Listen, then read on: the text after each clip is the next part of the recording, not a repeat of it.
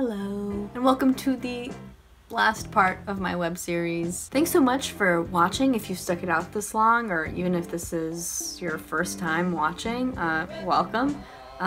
Thanks for spending your time with me. This video is going to be a little bit similar to the introduction video that I did, just to kind of wrap things up, reflect a little bit about the series as a whole and what I wanted to get out of it and what I did get out of it. So as you might know, I wanted to originally do a web series throughout my semester at GW, so it was going to be kind of like I would upload every few weeks, and then people would have reactions if people would be watching, and then I could just upload like every month or so. But it didn't end up panning out that way because I just felt like sitting down in front of a camera during the middle of a semester when you got midterms and classes and clubs and work just wasn't conducive. So I wanted to kind of reflect fully on my experience that semester in combination with my experience during my abroad semester. And I thought that would be a better way to sum up everything into this follow-on service project. And I'm definitely glad I did that. I think I've learned a lot just making this web series that I didn't already know about myself or my time or what I thought about my time, and also how to articulate myself in terms of telling other people how I enjoyed being in Cape Town, which can be really hard when you come back from study abroad. You know, sometimes it's difficult to encompass everything you felt and experienced and learned in a very short, brief statement to somebody who's not really asking for you to give them this hour-long story of how you found yourself and did all these things or whatever. And sometimes people do want to have that sit-down talk with you, which is really nice, but for the more brief instances, I definitely learned how to hit the right points that I wanted people to know about my time in Cape Town. I also learned a lot about editing and making videos and how to pace videos, how to talk to a camera, you know, without feeling like you're talking to yourself, which you kind of are. I mean, I'm literally alone and sitting here talking to you, so. I have friends, I promise. Being a young person who's exposed to social media and YouTube and Facebook and like all these different platforms to express yourself, it's easy to look at content that people create and think that it's really easy to make those things because it's so easily accessible to you. You know, you can just click and you're watching a movie or a video or a video blog someone made. And once you actually sit down in front of a camera and then upload to your computer and then you gotta edit, it's weirdly difficult in a way that I wouldn't have expected. You know, like when I make a video, there's a lot of dead space where I'm not talking. It's just kind of me figuring out what to say, and it's really awkward, so obviously I cut it out, and it looks like the videos I make are really articulated well and all this cute little funny bits. Well, I like to think they're funny. But in reality, there's a lot of times where it's kind of just me making weird faces, thinking to myself, what am I gonna say next? I think also this web series definitely challenged me because I am an English major. I like to write and I express my feelings that way because I can think about what I'm going to say and exactly what wording I want to use in order to be as clear as possible to my audience. And with videos, you're just talking, and a lot of times you're trying to ramble on something that you're saying and get to a point, and it takes you a few tries. But it's definitely upped my speaking skills a lot in terms of talking to people and articulating myself without having to think really hard, like, okay, what exact wording do I want to use in order to convey my feelings and thoughts to this person? And it puts you at ease because you want to be fluid in your speech with people and be comfortable talking to people. I mentioned this before, but I did keep a blog during my time when I was actually abroad in Cape Town, and I wanted to update that a lot more than I did, but when I got there I kind of found that it wasn't, again, conducive to my time to be sitting and blogging about all these things when my opinions of those things hadn't been fully formed yet. And I got frustrated with myself because I was like, why is it so difficult for me to sit down and just write about something that happened to me and what I think about it.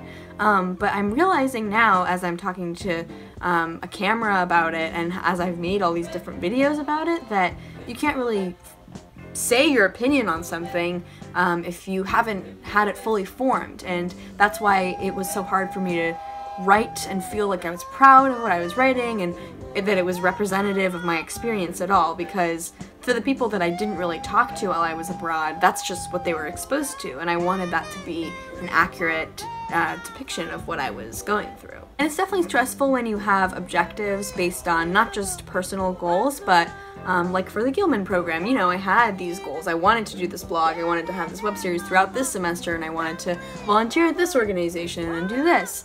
So when you aren't quite doing those things the way you said you were, you feel extra stressed because you're like, oh, I want to please, I want to keep my word, I don't want to seem like I'm not doing what I said I was going to do, and I don't want to seem like I'm slacking off. But I think ultimately what I'm most thankful for in terms of having the Gilman Scholarship and getting to go to Cape Town is the opportunity to see that part of the world the way I wanted to see it, even if it changed a little bit from my initial goals or expectations.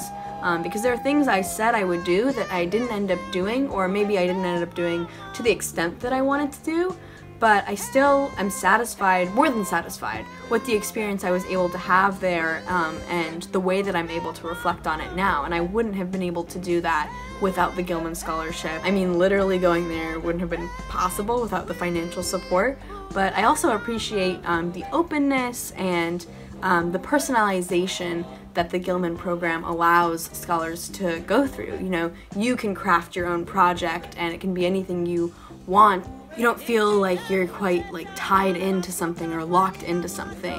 You can adapt and change, and that's what studying abroad is all about. So I definitely think that allowing myself to kind of flourish a little bit rather than stay connected to every single thing I said I was going to do was beneficial for me, and I'm glad I was able to do that. And everyone always tells you that study abroad changes your life, and that is a cliche, but for me it was definitely true. The most valuable part was it informed the way I was going to think about the future. You know, this experience wasn't contained in this semester. It's not like I would never really think about it again. It's been so present in my life ever since I returned, whether that's in conversations I have with people or in school. I've used readings and authors from classes I took in Cape Town almost every single assignment that I've done since I got back from there, and that to me is so awesome and influential, and I can only hope that I'll have more experiences like that in the future in other places as well. And my goal with this web series was to reflect on my own time, but as it is called a follow-on service project, it's supposed to serve someone, serve some people. And I think a lot of what I've been saying in this web series is what I would tell people who are going on study abroad trips anywhere, not just in Cape Town, but things I would want them to know. So my audience, I would say, is definitely young people, or just people who haven't traveled before, who haven't had experiences going abroad for long periods of time. This is all for you, and I hope it's been educational in terms of South Africa as well, because I've tried to kind of include that in my talking and discussing my own experiences to make it both personal and informational. I actually really enjoyed talking to a camera. I didn't expect to like it so much. I do like to socialize, as I've said in previous videos, so interacting with people is fun for me, but right now I'm literally just interacting with a camera. And metaphorically, on a bigger scale, I'm interacting with the audience of the video, so anyone in the world could be watching this. But it's really cool to have the opportunity to do that and influence people that maybe you've never even met before, whether they're from your hometown or where you studied abroad or just like anywhere in the world. At the end of the day, there really is no wrong way to experience study abroad. It is what you make of it. And some people have better experiences than others for many different reasons, but I definitely think that I as much as I enjoyed Cape Town, know that other people enjoyed it for very different reasons than I did. Whether it was school or the people they interacted with or the things they did or where they lived, it was very, very different for each person. And I think Cape Town, even though I'm biased, is a very easy place to pick and choose where you belong and what communities you belong to. But you can really do that in a lot of places of the world. And I hope to do that in many places of the world on my own time as well in the future. So I hope that you enjoyed this web series. I hope that it was informational for you. I hope that you enjoyed me talking about my experiences. I hope that it inspired some people to visit South Africa and go to Cape Town. If you ever have any questions, feel free to just message me on here and I'll be happy to answer for you.